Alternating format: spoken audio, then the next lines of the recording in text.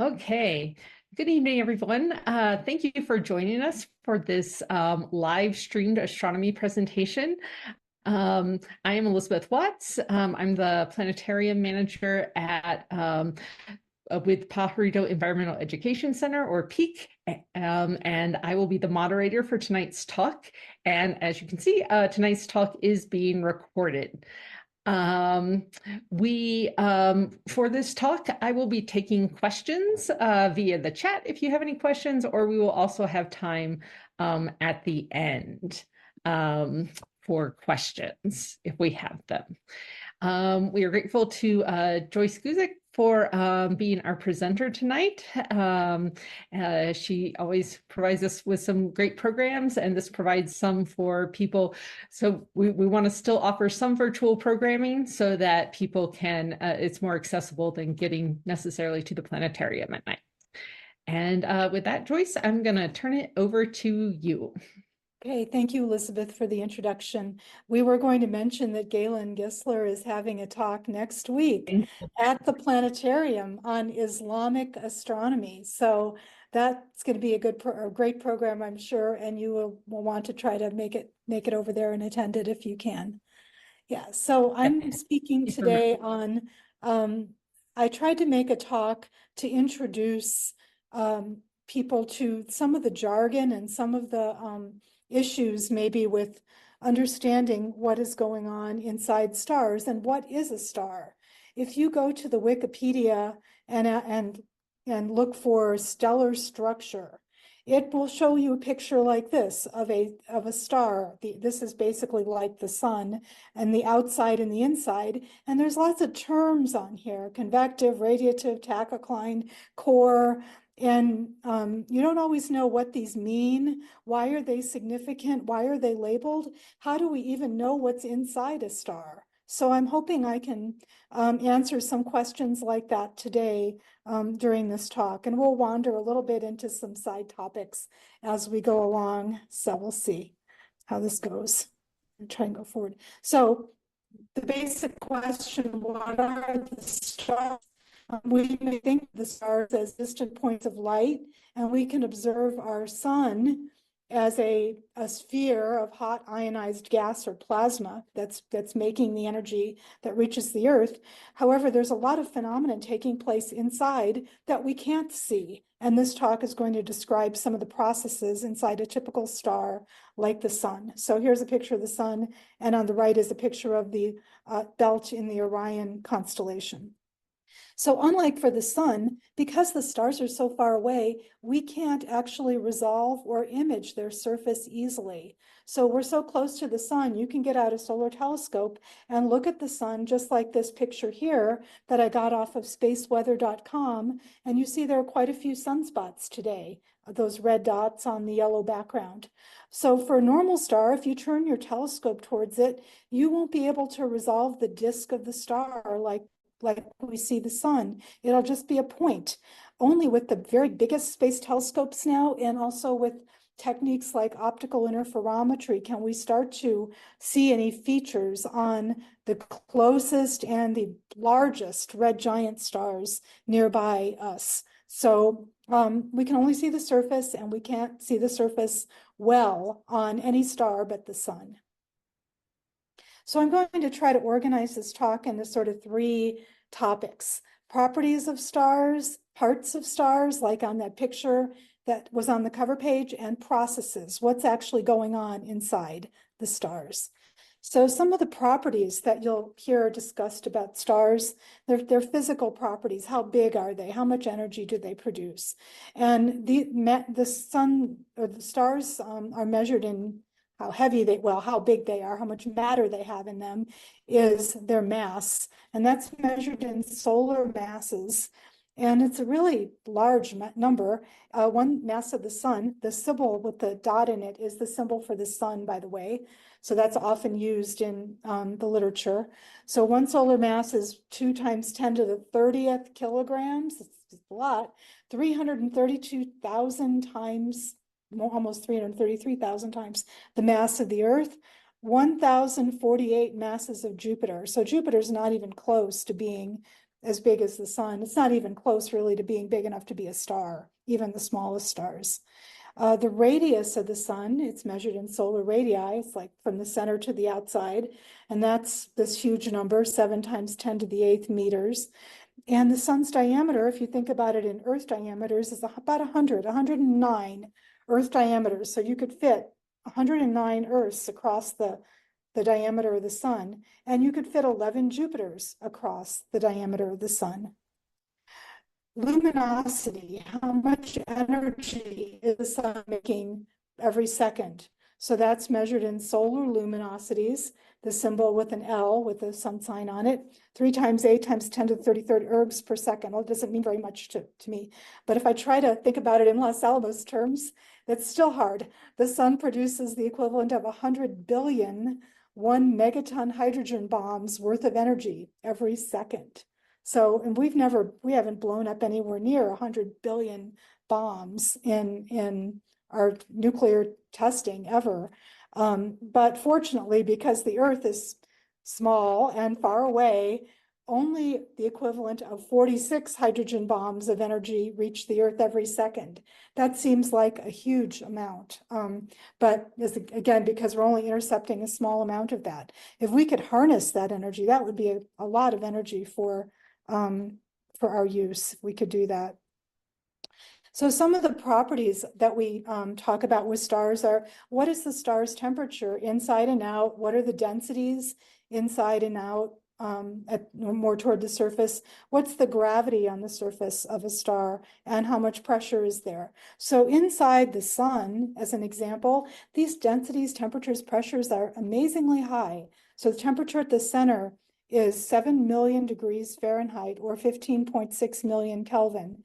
The density is 150 grams per cubic centimeter. Water is 1 gram per cubic centimeter, so 150 times density of water. Lead is 11 grams per cubic centimeter, 10 times or more the density of lead. The pressure is 265 billion bar, and 1 bar is what you get on the Earth's surface. So much higher. And on the sun's surface, it's very dense in the center, and then it gradually gets less and less dense until the surface, where basically you go out into the vacuum of space again.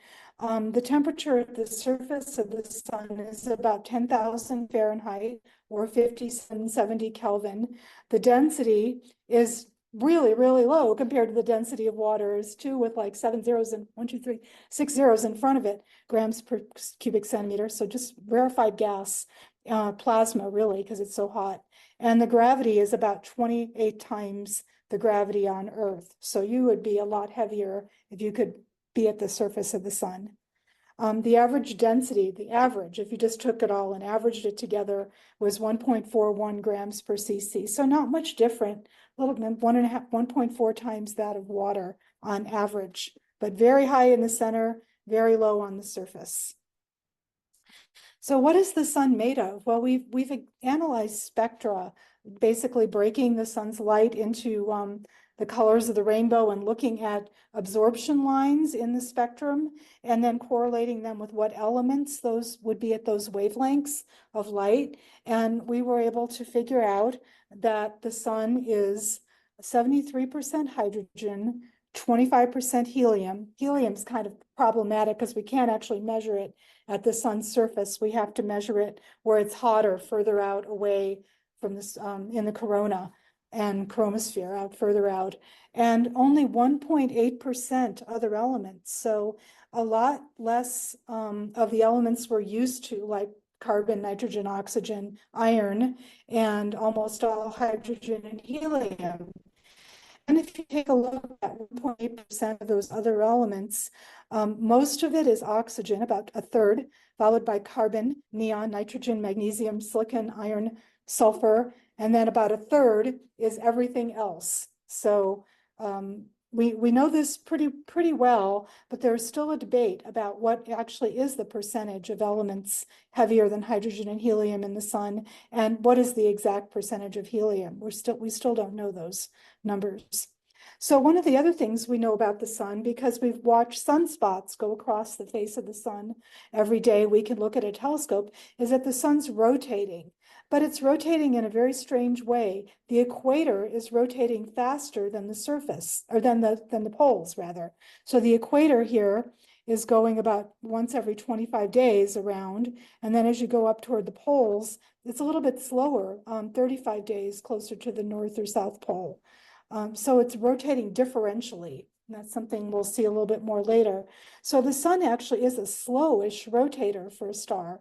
Here's this is an artist's conception because we don't have any pictures of the shape of the star Regulus, which is in the constellation Leo.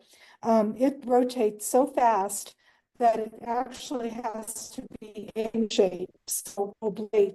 So the equator is getting spun out and it's turning into kind of this flat egg-shaped thing, flat and farther out on the outside. And the rotation period is 15.9 hours. So the equator there is going around once every 15.9 hours, which is really fast, but that is often typical of stars bigger than the sun.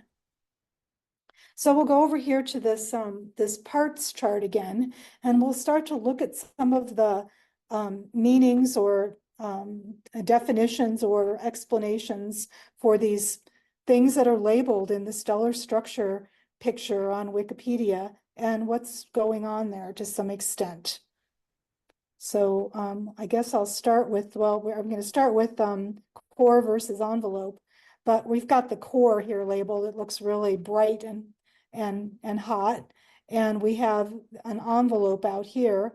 So basically everything outside the core is the envelope. And let's see, what can I say about that? Okay, so the core is the inner 20% or so by radius.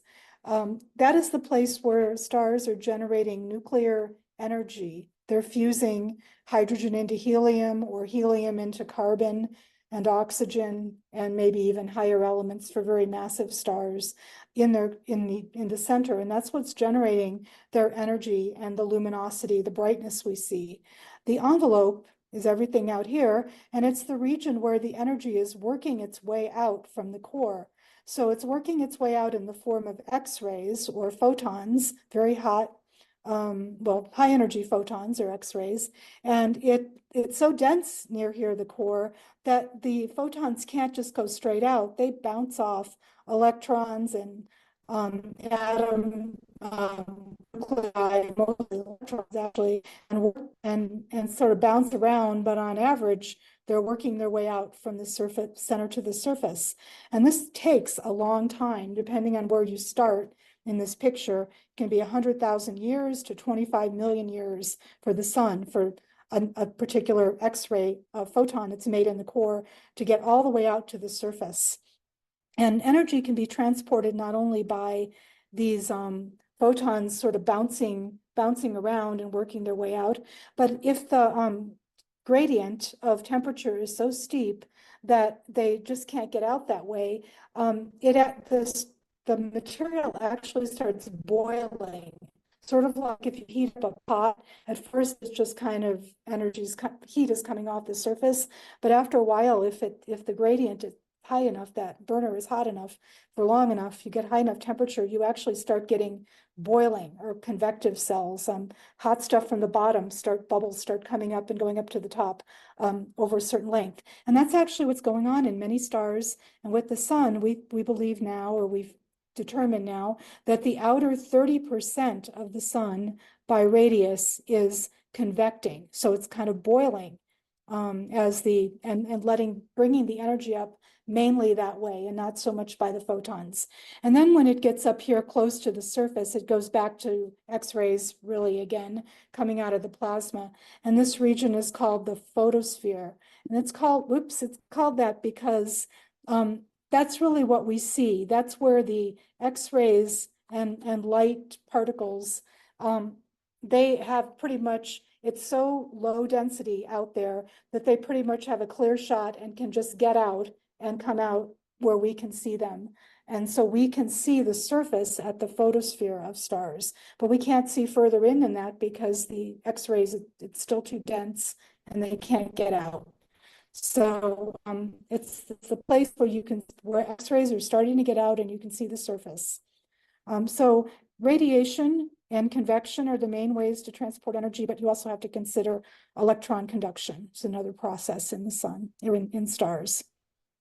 So not all stars have that structure, with the core being radiative like the sun, like this center picture, and the envelope being convective. Stars that are more massive than the sun, they have a convective core because they're generating energy so fast that the photons can't get out just by radiation, and they need to start boiling or convecting. But then they're so low density out here that radiation can just get out. So they're convective in the core and radiative in the envelope. And if you go down to really low mass stars, less than half a solar mass, they actually are fully convective, and they radiation isn't the main way that the energy gets out. So one of the things we can do with 3D simulations and computers nowadays is try to model a little section of the outer part of a star. So this is sort of a model of the outer part of the sun, and you can see the convection cells are not very uniform. The red stuff is hotter than the blue stuff. Some of this material, the cooler ones are heading downwards in big plumes, and the red stuff is going up. So it's really messy, and it takes a lot of computer time and resolution to really understand how convection works in stars in detail. And this is a picture of the same thing, only it's gone up to what conditions in a 1.35 solar mass star. And here there is convection, but it's much weaker. These colors don't really do it justice, but you see a lot of it, the convection isn't happening, and radiation is kind of partially getting through. So very different structures of the convection zones, even for the sun and other types of stars. Another word you saw earlier is, I think it was there, called the tachocline. And this is the name of the transition region in stars of more than about 0.3 solar masses between any radiative interior they have and the outer convection zone. And remember, I told you that the sun is rotating faster at the equator than at the poles. So here's 0 degrees, and that's the equator, 25 days, and nearer the pole here, it's 30 days. So that pattern, we learned this only recently by looking at waves in the sun, I'll tell you about later. That pattern of the equator part going faster than the poles persists all the way down to some area in the radiative region in the sun. So below the bottom of the convection zone, which is 30% of it. So out here, you see there's a transition between where it's differentially rotating and then where the core is just all rotating together. It doesn't have different rotation rates at the equator than it does at the pole. So why this pattern happens is an active area of research, and the fact that it happens is responsible partially for the solar cycle and the sunspot cycle, this differential rotation that is in the convection zone. And then this tachocline region is this region of transition. So this is another picture of contours of solar interior rotation rate. So out here, it's rotating fast near the equator. The blue and purple is slow near the pole. And then when you get past the tachocline, which is this dashed region, everything in here seems to be rotating about the same speed. And this is actually inferences from solar oscillation data showing this. So we also see a lot of pictures of, because we can see it, the surface and the outer layers of the sun. Not so much, yeah, it is true of other stars too. We can see the photosphere pretty well. We do see the photosphere. Harder to see other things in faraway stars. So for the sun, some of the words you saw were photosphere, chromosphere, transition region. I'll explain that out here. Corona and solar wind. You may have heard of all of these terms. So the photosphere, I think I talked about later, it's the place where the X-rays are finally able to get out, or the visible light photons are finally able to get out and stop just bouncing around and stream out, and we can actually see them.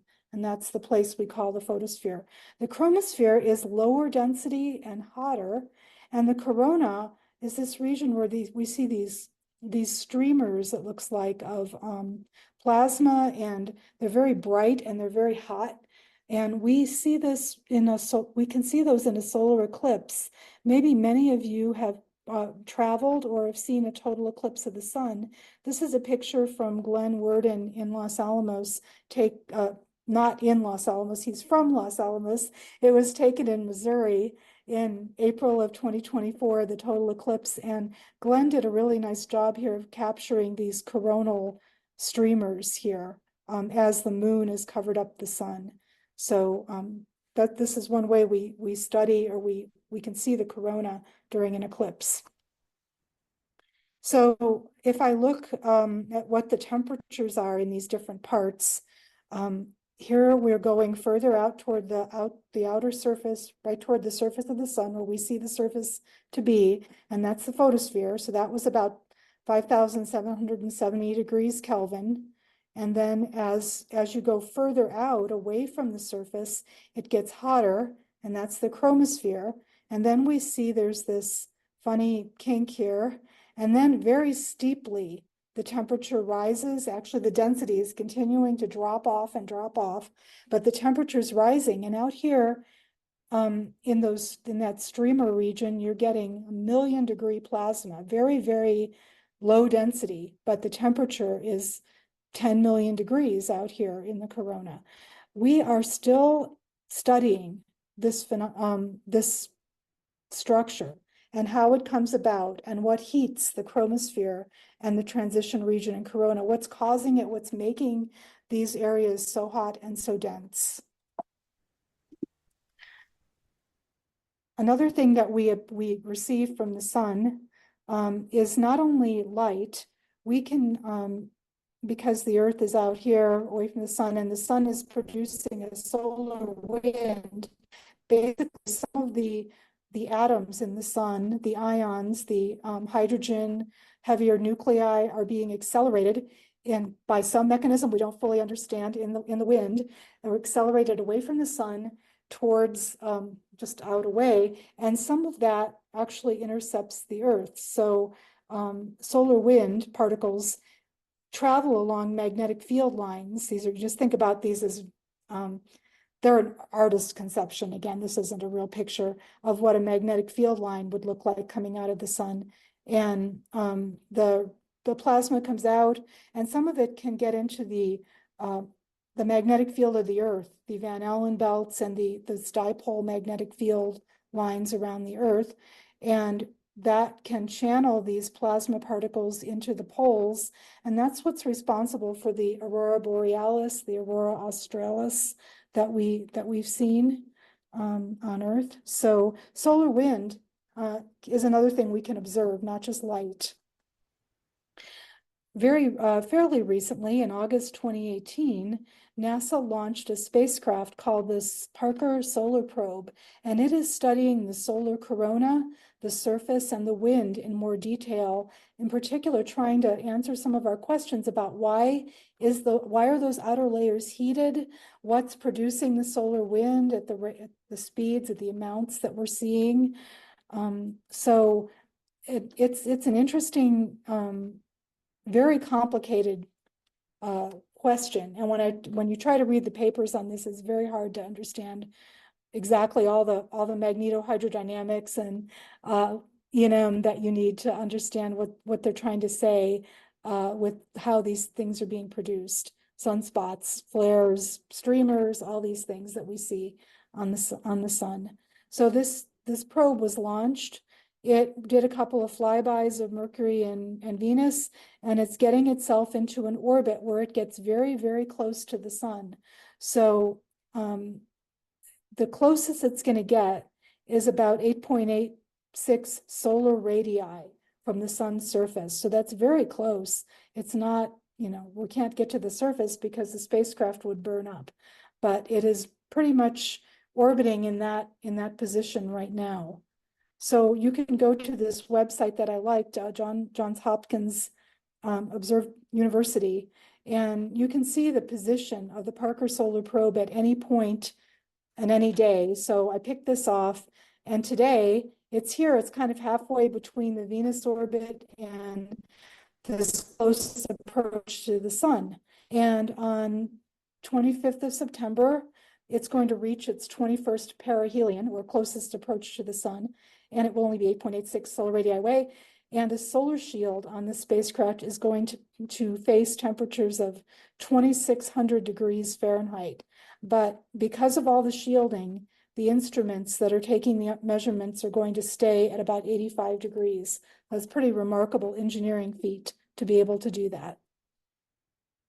So I'd like to talk a little bit more about the magnetic fields and what they're doing. I'm not sure we know what produced them. We think the sun formed with a magnetic field in it because this plasma is charged particles, and it can drag magnetic field with it and collapse and concentrate it. So we think the sun and other stars could have formed or have a magnetic field. How strong it is, not so sure, and other kinds of stars. But we see, in order to get magnetic activity or a solar cycle, like I'm going to tell you about now, we need that differential rotation. So the equator has to be going faster than the pole, and we need convection. We need that boiling motion on the outer 30% of the sun. And those two motions together basically wind up and twist up the magnetic field until so much energy is in it that it has to escape and reconnect. And so these magnetic field lines reconnect, and then flares or coronal mass ejections are produced, throwing out plasma. Some of it's heading to the Earth and making these features. So this is a big solar prominence that was produced in 2010. And you can see for scale that planet Jupiter would fit right in that. And it also produces sunspots, whereas the magnetic fields are reconnecting and breaking out. You can get cooler regions at the surface, and then they're surrounded. Can't really see that. There's often a hotter, brighter region around it. And then, well, looks like it's probably a false color thing, so it's hard to say, but a little bit cooler here. And then maybe the hotter region is out here, but it's not visible in this picture. And this giant sunspot, the approximate size of the Earth is here. So sunspots can get really big. They can be bigger than the size of the Earth on the face of the sun. So again, this is a picture of the sun on September 13th. It has quite a few sunspots. And that's the giant sunspot of 2014 that is in that picture I just showed you. So this is kind of a notional hand wavy picture of what causes a sunspot and what causes the solar cycles. So you can start out with basically a magnetic field with magnetic north and magnetic south in the sun. And it could just be straight up and down initially. But as the sun is rotating once every 27 days or so at the equator and once every 30 days at the poles, the plasma is dragging those field lines around. So it drags it around faster at the equator than at the poles, and it basically winds up those field lines. And then after a while, there's so much energy and tension in, like just winding up a rubber band. There's so much tension it wants to break. And when it breaks into usually a couple of sunspots or sunspot pairs, sunspot groups. And they can sometimes have different polarity, like this south and north one, and they reconnect. And then when this happens, the pole actually switches during a full cycle after these erupt and break out and make sunspots. When it's relaxed down again, magnetic south is here and magnetic north is there. And this process takes about 11 years. And you should call it a 22-year solar cycle, because if you want to get back around to where north is the same orientation, it would be 22 years. Again, this is very simplified. We think now there's maybe a couple of different interconnected things that are cycling, several different types of solar cycles working together, but that's only been discussed recently.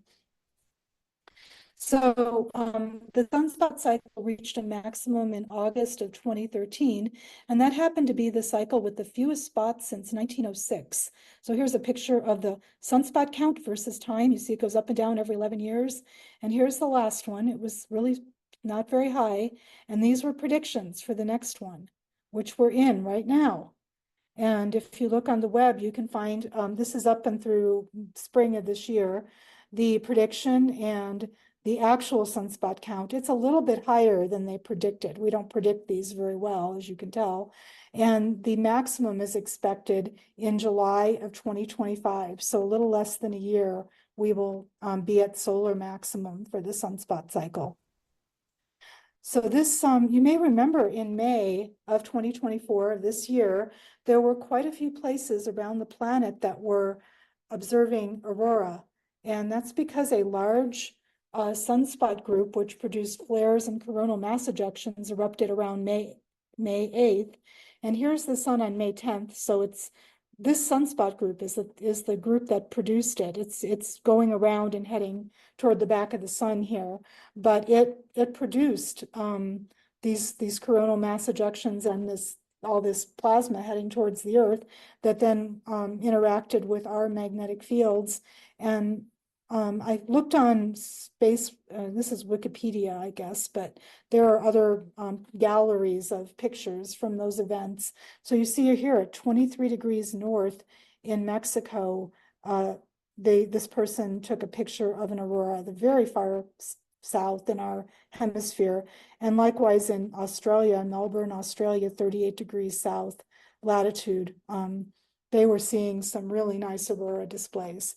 So are those still happening? Well, there's some, almost every day there are predictions about possible solar storm, and you can look at spaceweather.com again and find out the predictions.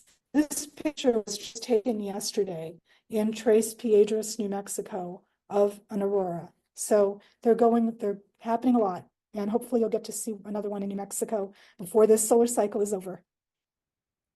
So these kinds of things don't just occur on the sun. By looking at time series data for example, from this NASA Kepler spacecraft and looking at other stars, we can see rotation and we can see flares on other stars. This star is an M dwarf, so it's a small, maybe 0.25, 0.3 solar mass star, and it is rotating, and it probably has a big spot on the surface or more spots because it's as the sunspot goes around the front or the back, the star's brightness goes up and down. You can see it going up and down here by about a part per million in this very precise Kepler data. And then every once in a while, you see this big spike, and this is a flare coming off of that M dwarf star. So the environment around a star like this would not be very hospitable to life, I would think. You would be getting a lot of activity and flares and radiation because you'd have to be so close to the star to get warm enough to have liquid water, but then you'd have all these flares throwing stuff at you. So radiation of various kinds. So it may not be the best place to go. I wanted to also tell you about nuclear reactions inside stars. So those are happening in the very core of the star. We can't even see those. About 100 years ago, or a little more than 100 years ago, we didn't even have an idea of what could produce that much energy for that long. If we think of the Earth as being billions of years old, what kind of energy source in a star could last billions of years? And there were no good candidates until we thought about nuclear reactions, and Einstein came up with the E equals mc squared formula. So what's happening inside the sun and many stars, other stars around the mass of the sun, is that the hydrogen atoms, two of these hydrogen nuclei here, which are colored red, are basically through a bunch of processes here, turning themselves into a helium nucleus. So a helium nucleus has 2 protons and 2 neutrons. So it isn't just, these 4 things don't just get together all at once. You have to go through a series of steps.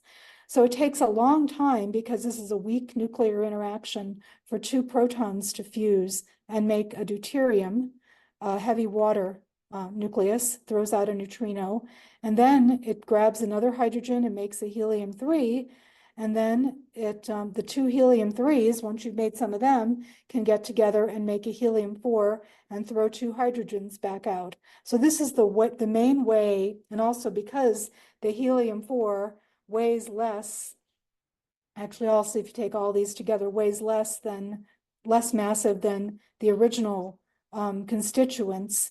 The energy difference is just very small energy difference very small mass difference is converted into energy, and turned into X-rays and works its way out. So that's what we're seeing in the sun. Nuclear reactions are creating energy. So how do we even know this is the right answer? So I showed you just this one. This is like all the other chains that could be going on in the sun to turn protons or hydrogen nuclei into helium-4 nucleuses. So there's a pp1 chain, and that's the one I think I showed you. In a small percentage of the time, you can, like, this is 14%, this is a good one. It goes this other direction, and you make beryllium-7 with a helium-3 and a helium-4, and then you can make, you add another lithium, well, you get rid of an electron and make lithium, then add a proton, make helium-4. So this is another way you can make helium-4. But then just a very small percent of the time, you go through and make a boron-8, and then that breaks up into 2 helium-4, but it also makes an energetic neutrino. And we were able in the 60s to start measuring neutrinos from the sun with huge detectors, chlorine, basically vats of chlorine down in a mine in South Dakota. And we were able to detect these neutrinos. We didn't detect enough, and it took a long time to explain why we didn't detect as many as we predicted. But this was the proof that the sun was doing nuclear fusion in the core. So more massive stars than the sun actually have another chain that's more prevalent. The sun is doing this too, but it's only about 2% of the energy is coming out from this cycle, and it's called the CNO cycle. And basically it starts with carbon, and you grab a hydrogen, you make nitrogen, you eventually get to oxygen, and another heavier nitrogen, and then that breaks up into a helium-4 and a carbon. So by adding hydrogens onto this thing and then breaking it apart again, you can make helium-4 out of 4 hydrogens. So it's the same idea, just using a different seed atom. And it takes higher temperatures than what we get in the sun typically to do this. So the last thing I want to talk about is something we have exploited much more, again, in the last couple of decades, is using oscillations, waves, pulsations that we can observe indirectly on the surface of stars to figure out what is going on in the interior. So we've known about the Myra variables, the big stars that pulsate once every year for a long time. We've known about Cepheid variables. This is a high amplitude delta Scuti star. It's like a 2 solar mass star. And it varies, you see, in brightness by about half a magnitude every, I don't know, couple hours here. So we were able to measure those things and try to learn some things about, well, what's causing these changes in brightness? It must be something going on in the envelope. Can we model it? Can we learn something about processes inside the star? So an example here of a wave, you might, I think I have like 2 other long talks about this subject, so I don't want to take too long in this. But if you think about vibrating mode on a string, this is just like, say, a one-dimensional thing. You know, if you vibrate a rope, or you just strum a string on a guitar, you can get it to vibrate in a particular mode. And if you touch the fret on the string, like right there, you'll get a higher pitch when you try to pluck it. And if you try to squeeze it up even more, you'll get an even higher pitch. So these are all different modes of pulsations that could happen in a star, and they can be all happening at the same time. We see stars that pulsate in 3 modes. We see stars that pulsate in thousands of modes. And in the 70s, we figured out that the sun's actually pulsating in thousands of modes, but they're very low amplitude, and it takes a lot of observation and data processing to pull them out.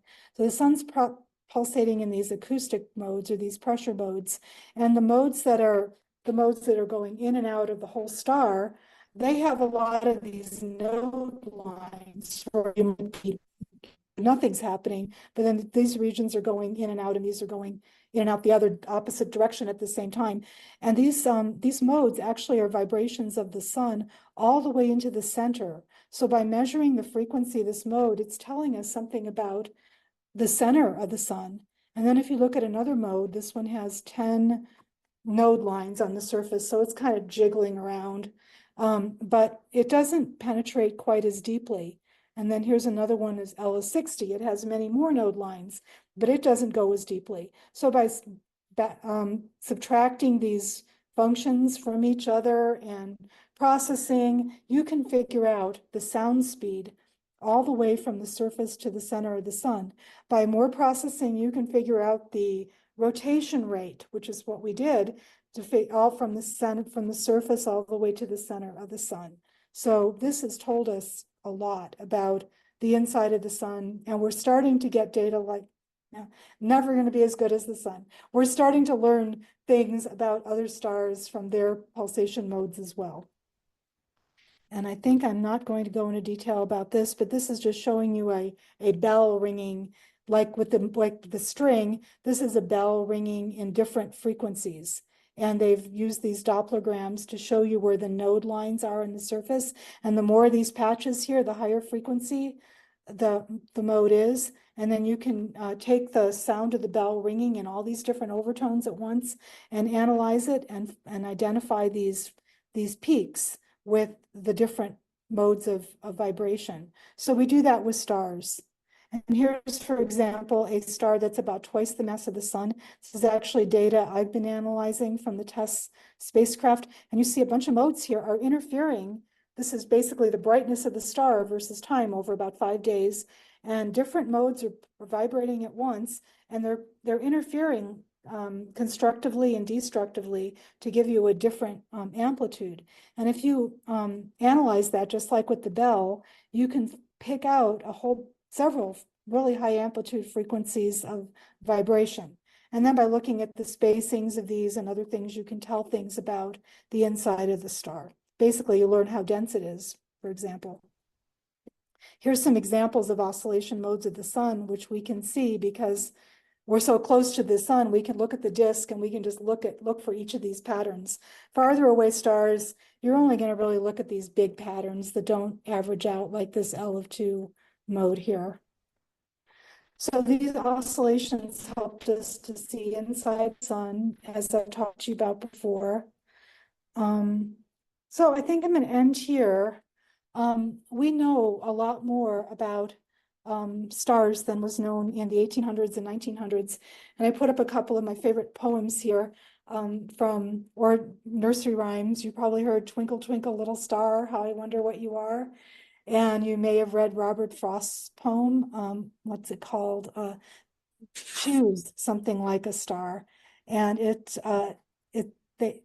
he's talking to the star saying, say something to us we can learn by heart, say something. And it says, I burn, but say with what degree of heat, talk Fahrenheit, talk centigrade, use language we can comprehend. So the sun and really true, other stars are really only sending us that light. And if we just look at it, they're saying, well, we're burning, but we have been able to analyze just that faint amount of light from stars and learn so many things about what's going on inside of other stars. So we know a lot more than they did 100, 200 years ago now. Okay, I'm going to stop here. It's on the Apple TV. I have a question. All right. Oh, first, thank you, Joyce. And then, okay, so someone has a question. So ask away. I have a question. We started late because we went to peak. We thought it was a performance. And so you're saying this is recorded. So how do I watch the recording?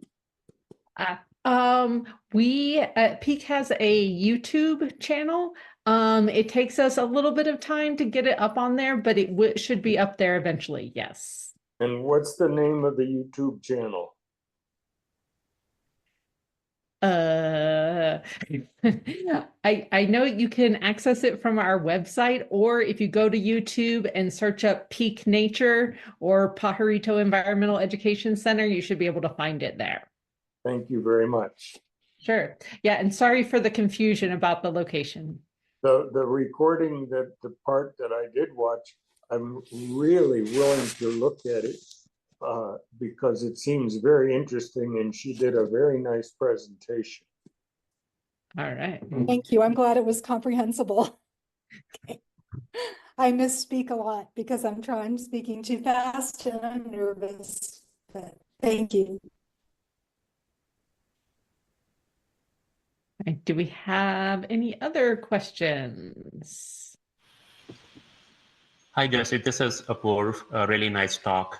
I had a question on how do you measure the temperature of the photosphere, the chromosphere, and out into the corona? Because in my view, we are face on with the sun. So how do you get to that different zones right outside the photosphere and do the measurements for temperature? Yeah, I guess what you'd have to do is take a spectral slit, basically an aperture, and you would have to point it away off the edge of the sun. You can see the limb of the sun is kind of curved. Point it off away, a little ways off, and then further off and further off, and then you will get the light from there, and you can look at the wavelength of that light again and plot it versus wavelength, basically, and the shape of that tells you what the temperature is with some more physics and some more analysis. So it's measuring the light from those different regions as you go further away. And if you just want the surface of the sun, you just point it right at the sun, and it's the brightest thing. That'll give you the average for the surface of the sun, the photosphere. Thanks.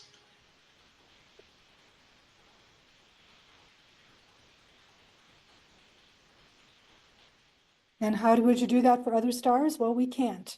We can point, we can get a temperature by looking at the surface of the star, but the looking off the edge is really hard. That new space telescope is doing that, though. The James Webb, they're trying to look at the limbs of stars and measure. Now they're even trying to do this with planets around stars. Look at their atmospheres. So they're James Webb looks really amazing. It's getting the pictures and all, it's crazy. Yeah. The Parker Solar Probe, if you go to that website, the pictures aren't telling me anything. What they're really measuring is spectra and plasma and all kinds of other things with their instruments. They're not measuring.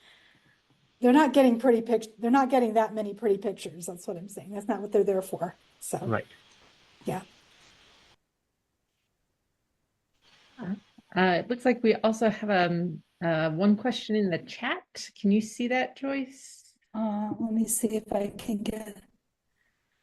Who discovered the nuclear processes in the sun? Well, oh boy. The Nobel Prize winning papers were Burbage, Fowler, and Hoyle, and they were published, I think, in the 50s, and they in detail mapped out some of these nuclear reaction chains and explained that well. And I think they won a Nobel Prize for that, pretty sure. And then I think way before that, we figured it must be nuclear reactions in the sun making the energy, 40 years before that, not even 30 years. But we didn't know in detail what they were, what reactions would it be doing that. So I think I'd have to go read Wikipedia to answer that any better. Wikipedia would do a better job. But Burbage, Fowler, and Hoyle, famous paper. And that was Margaret Burbage, I think, is the first author. I think, though. I have to check that. But yeah. Maybe. You probably should cut my tape off on the questions so I don't answer all these questions incorrectly. Can you do that, Elizabeth? Can you just stop it before the questions I can. or whatever? Yeah, cut it off there. There's nothing. Yeah. All right. Do we have any other questions for Joyce before we finish up? I have one more question. When you were talking about like the different, I don't know what the word would be, like the structure of the sun, like when we go like below 0.5 solar mass, it's usually, it's convective all throughout the radius of the star. And if you go above 1.5 solar mass, it was radiative or convective center with radiative exterior. But it flips right in the center. And I know like you explained it, but like I did not really catch it. Why would this flip right in where we have our sun, that it is radiative at the center and convective on the outside? Yeah, it actually probably flips more around 1.2 or 1.3 solar masses. And the reason, which I alluded to, but I didn't give you exactly, is that when the bigger stars, the more massive stars are hotter in the center, and they start to generate their energy more efficiently using that CNO cycle.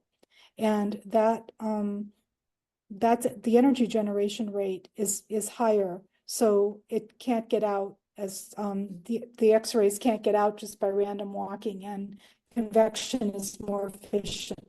So really the point where the CNO cycle is dominant over the proton-proton cycle for the nuclear energy generation, where those two things cross, that'll flip it over. So, and the sun is definitely on the proton-proton cycle right now. Only 2% of the energy is on the CNO cycle. But as you go higher up in mass, it switches over, and CNO cycle dominates. So it's just if you can get a higher nuclear energy generation rate because it's hotter in the core. You have to get up to, the sun is 15 million, and you have to get about 18 million degrees in the center before CNO cycle dominates. I see. Thank you.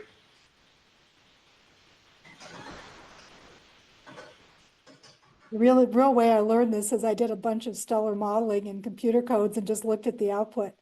And then after the fact, you try to figure out, what is it telling me? I mean, that's really how half my life has worked. You run a model and go, why is it doing that? Oh, and then you have to tease it out to figure out why is it happening? So, yeah.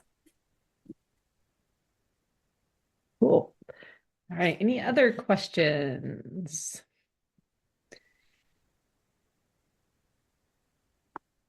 Vibrations in supernova collapse. Oh, wow.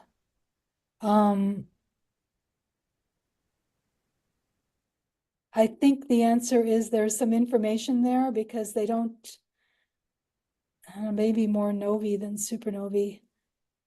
I am not an expert there. I think you need to ask Galen next week. Or ask someone who does supernovae.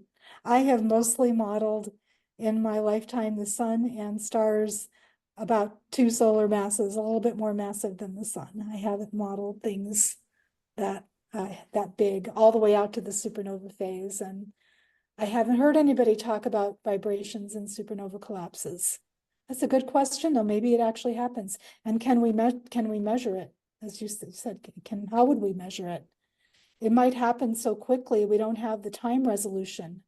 You know, you need, if say it all happens in 1 second and it oscillates like that, and it's going to be hard. We do measure. We have measured gravitational waves, which are very fast, and those are from mergers of neutron stars and black holes. And you can get gravity, these gravitational waves that we measure with these huge interferometry things that are in, there's like 2 or 3 of them in the world, one in Louisiana, one up in the Northwest, Pacific Northwest, and one in Italy. And they try to each measure that event, and then they can triangulate on where the object must be, and then figure out maybe that it was some bright thing in the sky, a kilonova or whatever they're called, is generating the light and has generated those waves. But they're not the same kind of waves I'm talking about. They're gravitational waves. They're not sound waves that are causing brightness changes in the star. I would think supernovae would make those gravitational waves as well, but we've never observed them, so I don't know. We need a couple of supernovae to go off in our galaxy, and then we might, right now, and then we might be able to tell.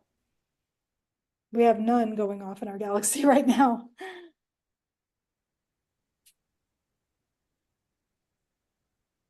that would make Elizabeth, if you can answer these questions, please jump in. So I cannot. No. All right. That's an interesting question. I'll have to think about that. And I can also on novae, and I know when stars like binaries are interacting and they dump matter from one star, they get close enough that tidal forces will pull matter off and it'll fall on another star, or yeah, and then it could cause a nova. I think that there are some oscillations produced in that phenomenon, but I don't know if anybody's made use of it. So tidal forces themselves induce oscillations in stars. As two stars get really close together, they stretch each other out.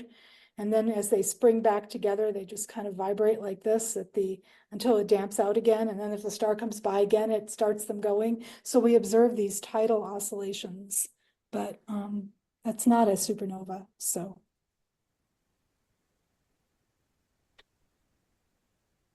All right. Always lots more out there to discover. Yeah. Right? There is. I've been discovered in the last decade. It's impossible to keep up with. Yeah. Even on ordinary stars, even on the sun and 1.5, 2 solar mass stars, we've learned there's a lot of things we discovered we didn't expect and didn't predict. That's very exciting. All right, with that, I think we're going to wrap up for tonight. I want to thank Joyce again for this great talk. And I will tell those of you who are watching that you will receive a survey in the mail. If you have time to fill that out for us, we always appreciate any comments you can have for us so we can change our programs or improve our programs in the future. And be sure, as Joyce mentioned, next week, Galen is doing Islamic astronomy in the planetarium, and he's the planetarium master. So it's always a great show to see what he comes up with. So thank you again for coming tonight, and we hope we see you at another program. Good night. Good night, everyone.